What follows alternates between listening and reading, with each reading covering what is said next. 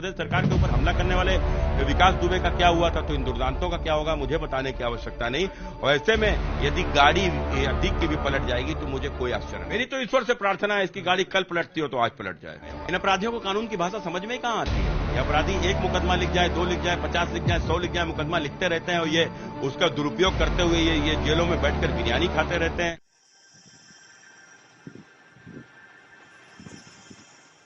प्रयागराज में हुए दोहरे हत्याकांड और उसके बाद सरकार की ओर से हो रही कार्रवाई के बीच कन्नौज से भाजपा सांसद सुब्रत पाठक के एक ट्वीट ने नया ट्विस्ट पैदा कर दिया है। उन्होंने कानपुर के विकास दुबे का हवाला देकर लिखा है कि अगर अतीक अहमद की गाड़ी पलट जाए तो उन्हें कोई आश्चर्य नहीं होगा। भाजपा सांसद सुब्रत पाठक ने अपने ट्वीट में लिखा है कि उमेश पाल सहित पुलिसकर्मी की हत्या सीधे उत्तर प्रदेश की सरकार पर हमला है। जब विकास दुबे नहीं बचा तो इन दुर्दांतों का क्या होगा यह बताने की आवश्यकता नहीं है। अब यदि गाड़ी अतीक की भी पलट जाए तो मुझे कोई आश्चर्य नहीं होगा। आपको मालूम हो कि प्रयागराज में पूर्व विधायक राजू पाल हत्याकांड के मुख्य गवाह उमेश पाल और उनके सुरक्षाकर्मी की हत्या में अतीक अहमद, उसकी पत्नी शाइस्ता और बेटों को आरोपी बनाया गया है। उमेश पाल की पत्नी की ओर से दर्ज कराई गई रिपोर्ट के बाद सरकार एक्शन में है। पुलिस इस मामले में अपनी कार्यवाही में एक आरोपी अरबाज को मुठभेड़ में ढेर कर चुकी है। बाकियों की तलाश में भी कार्रवाई चल रही है। उसी कड़ी में अहमदाबाद की जेल में बंद अतीक अहमद को यूपी लाकर पूछताछ की जानी है। इसी मामले में सांसद की ओर से किए गए इस ट्वीट को लेकर नई चर्चा शुरू हो गई है।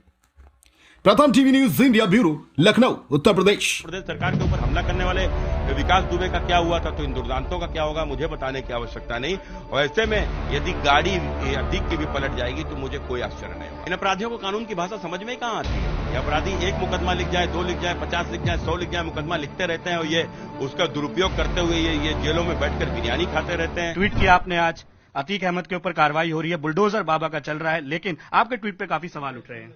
देखो, मेरे ट्वीट में ऐसा मैंने क्या कहा, मैंने कहा कि ये हमला उत्तर प्रदेश की सरकार के ऊपर हमला है, उमेश पाल के ऊपर नहीं, क्योंकि उमेश पाल उत्तर प्रदेश सरकार की सुरक्षा में था, उसके साथ में उत्तर प्रदेश सरकार के सुरक्षाकर्मी थे, उनकी भी हत्या हुई है। तो जब ये हमला उत्तर प्रदेश की सरकार के ऊपर हुआ है तो उत्तर प्रदेश सरकार के ऊपर हमला करने वाले विकास दुबे का क्या हुआ था, तो इन दुर्दांतों का क्या होगा मुझे बताने की आवश्यकता नहीं। और ऐसे में यदि गाड़ी अतीक की भी पलट जाएगी तो मुझे कोई आश्चर्य नहीं होगा। निश्चित तौर पर सर, जो अपराधियों ने सजा मिलनी चाहिए, लेकिन सवाल यहां पर ये उठ रहे हैं कि क्या वही होगा जब गाड़ी पलटाई जाएगी या कानून के राज से जो है पूरी कार्रवाई की जाएगी। इन अपराधियों को कानून की भाषा समझ में कहां आती है। ये अपराधी एक मुकदमा लिख जाए, 2 लिख जाए, 50 लिख जाए, 100 लिख जाए, मुकदमा लिखते रहते हैं और ये उसका दुरुपयोग करते हुए ये जेलों में बैठकर बिरयानी खाते रहते हैं।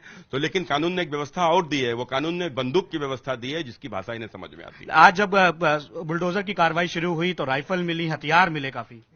आप इससे स्पष्ट है ना, समझ सकते हो आप कि कितने बड़े दुर्दांत अपराधी हैं, ये कितने बड़े अपराधी हैं। तो इन अपराधियों का उत्तर प्रदेश में कोई स्थान होना चाहिए, और वो भी वो उत्तर प्रदेश में जिसमें योगी का राज हो, जिसमें योगी जैसा मुख्यमंत्री हो, और वो मुख्यमंत्री जिसको उत्तर प्रदेश की जनता ने अपनी सुरक्षा के आधार पर दोबारा चुनकर भेजा। सर, एक वार्निंग आप दे रहे हैं गाड़ी पलटने की, या आप एक दुआ कर रहे हैं गाड़ी पलटने की? मेरी तो ईश्वर से प्रार्थना है इसकी गाड़ी कल पलटती हो तो आज पलट जाए।